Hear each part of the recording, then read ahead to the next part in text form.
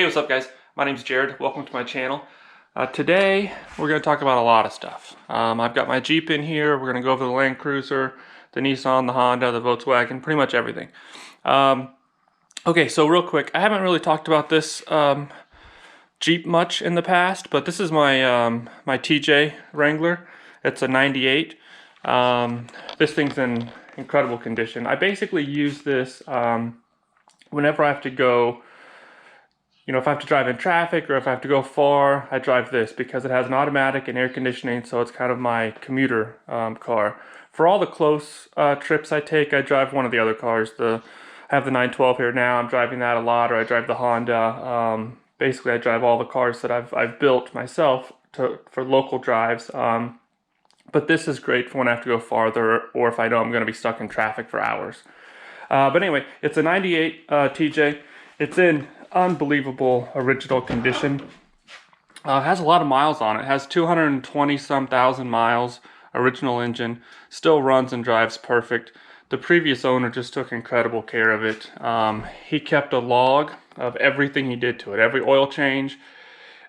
He did everything recommended in the service manual. He greased all the joints at the correct time. Everything's documented with dates and miles. It's just unbelievable.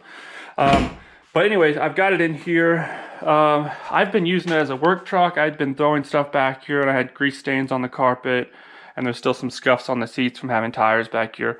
So I've been going through it and cleaning it. I took the carpet out, shampooed that, and I put everything back in, and I'm going through it with the steam cleaner and just giving it a good detail, because I haven't really cleaned it up that much since I bought it about probably a year and a half ago. But anyway, that's why the Jeep's in here. He kept it pretty well covered, like garaged, but I've had it out in the sun, and the clear coat is starting to kind of come off. So I'm going to probably buff it out while I have it in the shop. And then, depending on how bad this is, the hood always had some kind of scratches and little flakiness to it since I bought it. That was kind of the only real flaw. And so once I buff it, I'll see how bad it really is, and then I'll probably try to do a light sand to try to smooth out the clear coat, and then respray the parts that have to be resprayed with clear so it looks like new again. Hopefully if I take care of it now, it won't get too bad to where it can't be fixed easily. So anyway, that's the Jeep. That's why it's in here. So for the Land Cruiser, I just finally got the block back yesterday. So you may remember I was having the cam bearings put in and the freeze plugs replaced. So they did that. The same machine shop was also trying to have the cam reground, but they said it wasn't able to be done. They said it needed some welds, and it just wasn't going to be cost effective to have that cam repaired. So anyway, I found a new cam online. I got a pretty good deal on it, I think. It was about 150 bucks, 160 I think, and it shipped here in within 2 days. But so I've got the new cam here. It seems to match exactly as it should. I just need to press the cam gear back onto it. But so basically, I have most of what I need now to put the Land Cruiser engine back together. I'm still waiting on the lifters. I ordered them a few weeks ago, but they must have been on back order. Or actually, I know they were on back order. At least a few of them were. So I can't fully assemble the engine, but I can at least get started. I can get the crank in there and start checking all the bearing clearances and get the pistons and rings and everything in there. So I can finally start making progress on the engine. Hopefully by the end of next week, by next week's Friday video, it will be on the Land Cruiser. That's my goal, is to at least have the first assembly video out by next Friday. But at the latest, I would say the following week for the first assembly on that. And I imagine it'll probably be 2 videos, I would guess, to assemble it. But then, of course, I can get it back on the frame and get it running again. So that'll be awesome. I'm going to quickly update you on pretty much all the projects. People have been asking about the Volkswagen Beetle, and I do still have it. And I do plan on doing a video on it very soon. The next step for the Beetle is to pull the engine out of it, take it all apart, not like completely strip the engine, not split the case or anything, but just strip all the sheet metal off the engine, paint everything, replace all the seals, put new exhaust on it, and then put it all back together and back in the car. But to do that, the car has to sit in one spot, probably right here, maybe for a few weeks. And after having the Honda sitting here for so many months, it's really nice to finally have a spot like this where I can bring cars in to do a little bit of work on them. Like I need to change the oil in the 912, I'm able to work on this Jeep right here. Once I put that Beetle here and take the motor out of it, then it's going to occupy this space for at least weeks, maybe longer. Now once the Nissan moves, then I'll have both of these spaces, and then it won't be that big of a deal. So that's kind of why I've put off working on the Beetle for so long. It's because I just don't want it to occupy one space without being able to move on its own for a long period of time. I've already got the frame here that's taken up this spot forever, and the Nissan has been taking up that spot for about 6 months now, actually longer than that, I think 7 or 8 months. So anyway, I will work on the Beetle soon and get that video out as soon as I can. The Nissan, you would have seen in my last video, I was continuing the assembly of the Nissan engine, and this thing is really, really close to going into the truck. There's only a few things that I had to get. One, in that video you would have seen that the seal that goes behind this pulley, I had to take out the new seal because I forgot to put in what's called an oil slinger. It's a little ring that goes on the cam and kind of throws the oil around to the cam chain. And I think it also helps prevent oil from leaking from that seal. But the engine didn't have that when I took it apart. And I looked online, and a lot of people leave it off intentionally. Other people say you should use it. But regardless, I did have one in the nuts and bolts that were left over from the original engine from the truck. So once I discovered that, I went ahead and pulled that seal back out, which damaged that new seal. And then I put that plate in there, but now I had to get a new seal. So anyway, I have that seal. That was one thing holding me up. And then there's a piece that goes right here. I'll show you. So this is where the radiator hose, the lower radiator hose, goes into the engine. And this was a little bit bent, and so I tried to fix it by bending it back out, and I broke that off. So somebody from one of the Facebook groups is sending me a new one. So basically those two things were the only thing preventing me from putting it in the truck. And I have the seal for that to put in. And this, I could really do this while it's in the truck. It's not that big of an issue. So basically, this is going to go in soon. So the next step is going to be adjust the valves, replace that seal, put the belts on it, and I think that's pretty much it. Throw the spark plugs in there, and then I think it's ready to go. Well, I have to, once I take it off the stand, I have to put the flywheel on it and the clutch and all of that, and then I'll be able to torque both this nut and then of course also everything on the flywheel once I get it off this stand. But yeah, so this is basically ready to go in the truck. So the next video will be me at least installing it in the truck, maybe getting it to start for the first time. Maybe that'll have to be another video. But this one's really close. So we're making really good progress on the Nissan. And then I'll kind of come out here. You can kind of see it's pretty much as it was here before. But anyway, the engine is getting very close, and so hopefully that'll be back in there within the next week or so.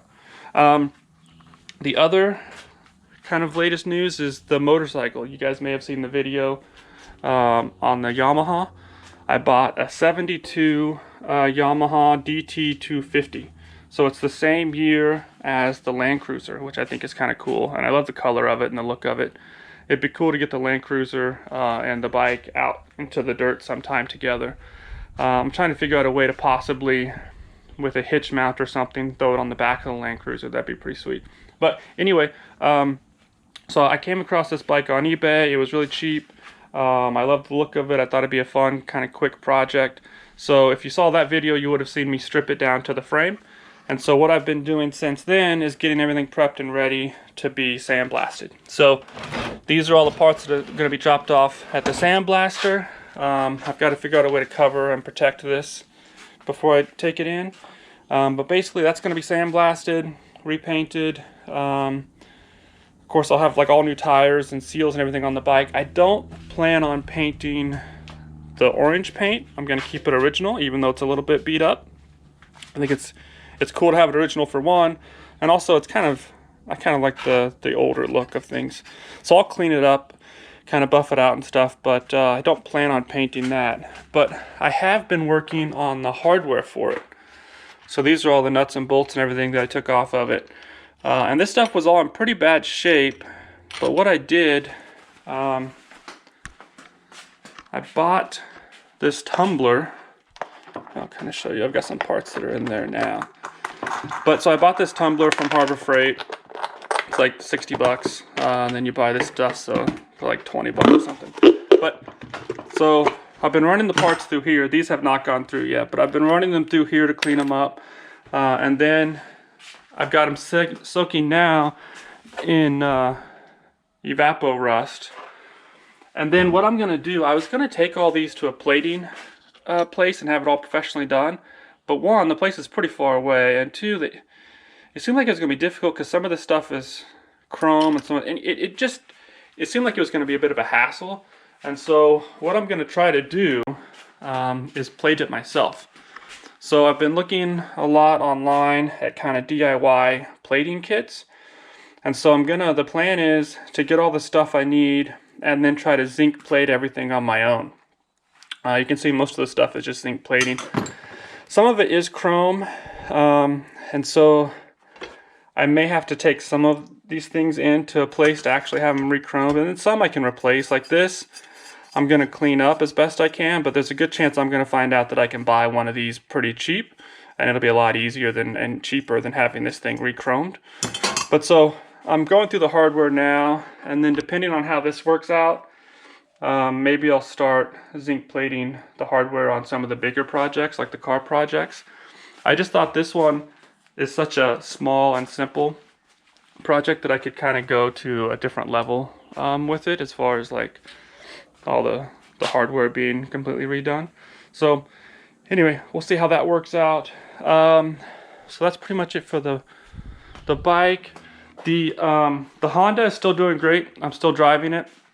I haven't had a chance to do the driving video yet, but I will try to do that soon. I also plan on doing an update video on the Honda where I'm going to pull the engine back out. So I've still got to place one more order to get a few gaskets. It has a few small oil kind of seepages, not much of a leak really, but there's a few places with oil seeping. So, because some of those gaskets I didn't put sealant on them because I wasn't sure that I wouldn't have to remove them for some reason, and some of them I did have to remove, like that front cover. I removed it to get to the timing chain. So all those seals, I'm going to replace them one more time and put some sealant on them. But also I have to replace the throwout bearing. It makes a little bit of noise, and I have a new one now. And there's some gaskets on the transmission I wasn't able to replace because I didn't have them in time. So I'm going to do all of that. So I'm thinking around 1,000 miles on the car, I'm going to pull the engine back out and kind of do a 1,000-mile inspection. I will mention I did a compression test on the Honda a few weeks ago. I had the carburetors off to kind of re-clean them because I thought they might be getting a little bit of stuff in them. And I did a compression test after driving it about 700 miles or so, and it was amazing. Because before, I was getting compressions where it would be 100 psi and then 60 and then 100, and it kept changing through the cylinders. Even after I had the head redone, the compression was still kind of the same. And then I read that you need to have the throttle wide open when you do it because it needs to suck the air in through the carbs.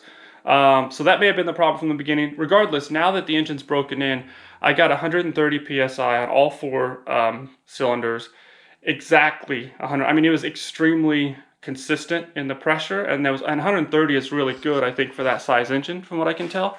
So I was very pleased with that. So the engine seems to be doing really well. There's no major concerns. So far, everything seems to be really good on that. So anyway, I will do a driving video on that when I get a chance, but I will also, like I said, be doing a teardown video on that, or at least, pull the engine out and do kind of like an update inspection. So anyway, that's enough of me rambling for this week. So thanks for watching, guys. And if you haven't already, please consider subscribing. Thanks. Bye.